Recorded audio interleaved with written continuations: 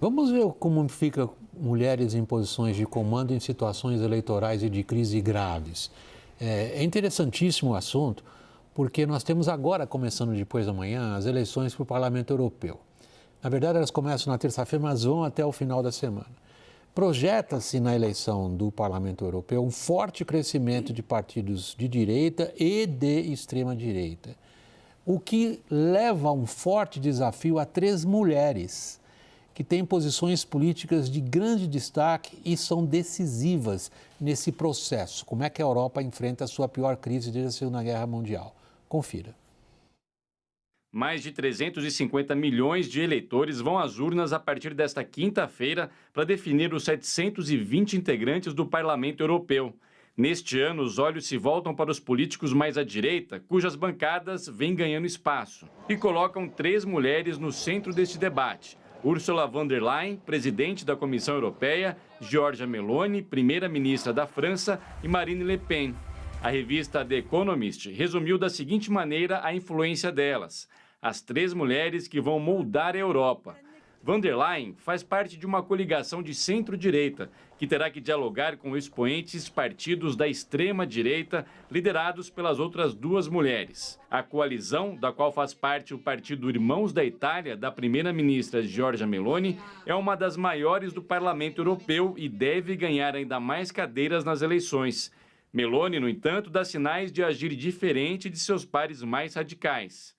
Seu histórico não é de um incendiário político. Ela fez causa comum com von der Leyen em questões como a imigração ilegal.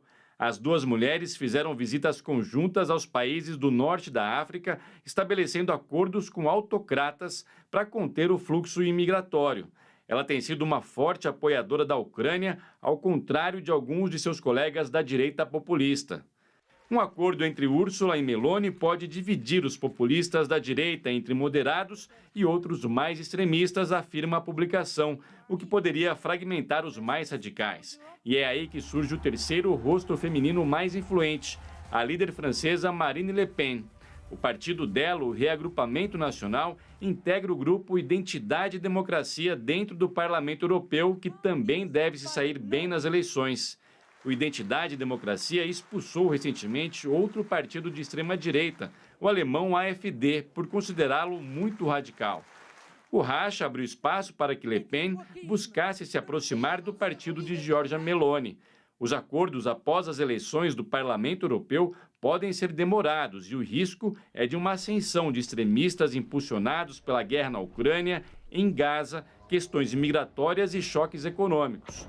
A superação destes perigos e a busca de uma Europa mais estável, segundo a The Economist, dependerá em grande parte dos acordos que 3 líderes mulheres conseguirão fazer. Nós estamos diante de um clássico, Lorival. A própria Denilde, no começo do programa, tinha mencionado em relação a Carmen Lúcia. Como que uma questão de gênero pode ter influência em tomadas de decisões políticas? Que a gente poderia imaginar as tomadas de decisões políticas, se eu penso na Margaret Thatcher, por exemplo, na Guerra das Malvinas, ou se eu penso em Golda Meir, ou se eu penso em Indira Gandhi. São mulheres que tomaram decisões de vida e morte sob forte pressão e tomaram as decisões que provavelmente a gente diria eram as decisões que o momento histórico impunha. Mas agora nós temos 3 mulheres de um perfil que nada tem a ver com o perfil da Cláudia Sheinbaum do México, nada, são um perfil oposto até por sinal. Diante de uma crise europeia sem precedentes, pelo menos nas últimas 2 gerações não tem precedentes a crise europeia. E elas têm que lidar com um contexto de fortalecimento e expansão dos grupos que até aqui são considerados a maior ameaça para a unidade daquilo que elas representam como União Europeia. E aí, qual é o fator de gênero? Bem, nesse caso, a fiel da balança é a Giorgia Meloni, nesse contexto europeu, que é uma figura profundamente ambivalente e muito pragmática. E ela está no governo. Então, é diferente da situação da Marine Le Pen, que está tentando conquistar o governo em 2027, e, aliás, é a favorita nas pesquisas, mas está muito distante a eleição, né? E aí, esse exercício da Ursula von der Leyen, que é uma conservadora, né, alemã, de atrair para para a corrente dela, para a esfera dela, a Giorgia Meloni, de maneira a isolar a Marine Le Pen, que já se livrou, como bem mostrou aí a reportagem, do Alternative für Deutschland, né, da alternativa para a Alemanha, que estava defendendo o nazismo. Né, assim, não conseguia se livrar da sua herança nazista e por isso foi ejetada porque era uma companhia que atrapalhava a Marine Le Pen. Né? Mas vai ser muito interessante ver como isso se desdobra nessa eleição, nos próximos dias, né, para o Parlamento Europeu, mas tudo indica que realmente a direita sairá muito fortalecida. Agora, qual direita? Né? A direita da Meloni, que teve uma ascensão espetacular, realmente. Eu acompanhei ali aquela eleição de 18 na Itália, em que o Fratelli d'Italia, os irmãos da Itália, era a força menor ali, né? Tinha o Berlusconi, tinha o Matteo Salvini, que eram as forças mais importantes da direita, e o Fratelli d'Italia, com o enfraquecimento dessas duas figuras, né? Berlusconi morreu recentemente, mas do Forza Itália e da Lega da Itália, lá, Lega Nord, que se tornou a Liga Nacional do Salvini, a Meloni conseguiu conquistar um espaço muito grande. E aí fez uma grande virada. Ela, que era muito próxima do Putin, entendeu o momento europeu. Sim. E apoiou a Ucrânia. E isso a tornou realmente, a colocou nessa posição central que ela ocupa hoje. Então vai depender da habilidade da von der Leyen de atraí-la, né, e tem feito concessões a ela para o horror dos liberais, né, que veem a von der Leyen atraindo uma pessoa que tem um passado xenófobo e com uma ligação com o fascismo, né, e tal. Admiração pelo Mussolini, no caso. Mas é a necessidade, né, de manter esse eixo político europeu da direita, não tão a extrema-direita, porque é uma extrema-direita que é contra a União Europeia, inclusive, né, como a Meloni já foi, mas hoje tem uma posição bem mais moderada em relação à Europa. Esse é o clássico, Denilde. Você na sequência, Thaís, tudo bem? Claro. O gênero e as circunstâncias históricas. O gênero, as circunstâncias históricas e o poder, né?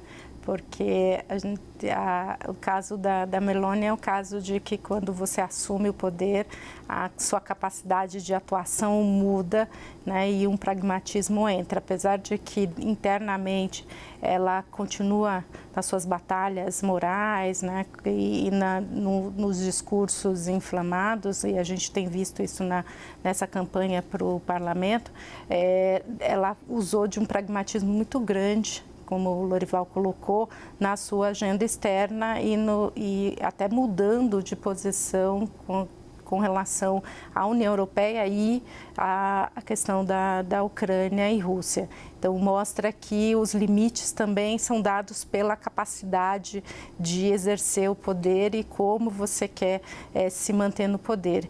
E queria chamar a atenção para o caso da Le Pen, porque é um caso também de mudança de perfil. Ela fez um processo de quase que de uma nova visão, e ela tem atraído muitos jovens. Então, esse rebranding dela é uma forma também muito sedutora de atrair os eleitores e de se colocar como uma visão nova de uma nova extrema-direita francesa. Então, também mostra aí uma capacidade de atuação que ela tem tido, e é por isso que há tantas preocupações com o quão sedutor é o discurso dela e o quanto isso pode levar aí uma maior fragmentação dentro da União Europeia, e até alguns analistas colocando aí o que isso pode levar até o fim da União Europeia, se de fato a aliança entre a extrema-direita se aliar e conseguir fazer as mudanças que eles pretendem.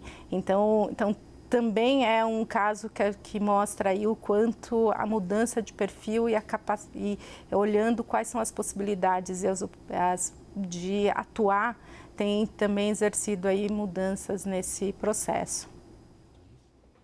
Eu tenho uma preocupação grande com o fato delas serem, o quanto o fato delas serem mulheres e da gente destacar aqui mulheres em posição de liderança, e especificamente no caso da Meloni, que tem esse papel de união ali, ou de pelo menos de lubrificar as engrenagens frágeis que a União Europeia enfrenta hoje, é o quanto elas realmente promovem a igualdade de gênero, promovem o fortalecimento da mulher.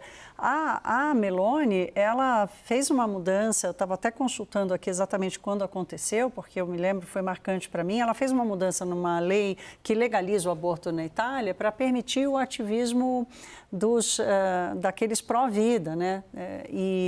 E ela fez de um jeito em que ela atende ao público dela, é contra o aborto e é a favor de uma visão mais conservadora do papel da mulher na família, e ao mesmo tempo não afronta diretamente os seus vizinhos ali, com quem ela tem que lidar para tentar fortalecer, manter fortalecida a União Europeia, que são mais progressistas nesse sentido. Então, eu não sei o quanto... A Marine Le Pen, por exemplo, não tem o perfil de colocar a mulher como uma figura importante na liderança, ou de colocar o papel da mulher como uma figura importante na liderança política. Eu não vejo isso nela. Então, o fato delas serem mulheres não necessariamente, e da coincidência delas estarem juntas nesse momento, não necessariamente significa que vai haver um fortalecimento do papel das mulheres na liderança. Agora, Caio e Daniel, extremamente cautelosos com o que eles vão falar de papel da mulher na política.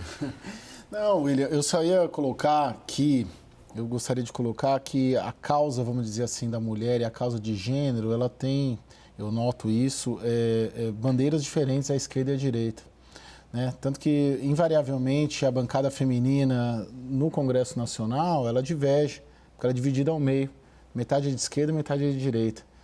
E, por exemplo, uma agenda de flexibilização do aborto, que é uma causa muito batida pelas parlamentares à esquerda, contraposta pela agenda das parlamentares à direita, que se contrapõe a essa. E imagino que talvez isso tenha a ver também com a francesa, né, Marine Le Pen, de também do que eu ouço e converso com as políticas à esquerda e à direita, você nota claramente isso. E também, as agendas e as bandeiras são distintas. Daniel, para encerrar. Eu só acho engraçado porque até um tempo atrás a gente associava a agenda mais conservadora e de direita a figuras notadamente masculinas. E isso não é necessariamente mais verdade, já vista separando von der Leyen, que acho que é um outro tipo de política, de proposta, mas a agenda da Meloni, da Le Pen, e aqui no Brasil a gente tem essas figuras já, né? Damares Alves é talvez a maior protagonista dessa linha. A gente tem mulheres representando esse papel. O pessoal vai ficar bravo com você, Daniel, é que você é jovem em relação a mim, mas Thatcher era fortíssima nesse sentido. A direita clássica, né? Direita não de costumes. Eu queria começar o agradecimento aos participantes hoje por Denilde de Holzhacker, cientista política, professora de Relações Internacionais da SPM. Denilde, muito obrigado por ter participado da nossa roda e boa noite para você. Eu que agradeço. Daniel, você, meu amigão aí de Brasília, boa noite. Muito obrigado, Lourival. Thaís, querida, obrigado pela jornada dupla. Caio, boa noite. Essa edição do WW termina aqui. Boa noite.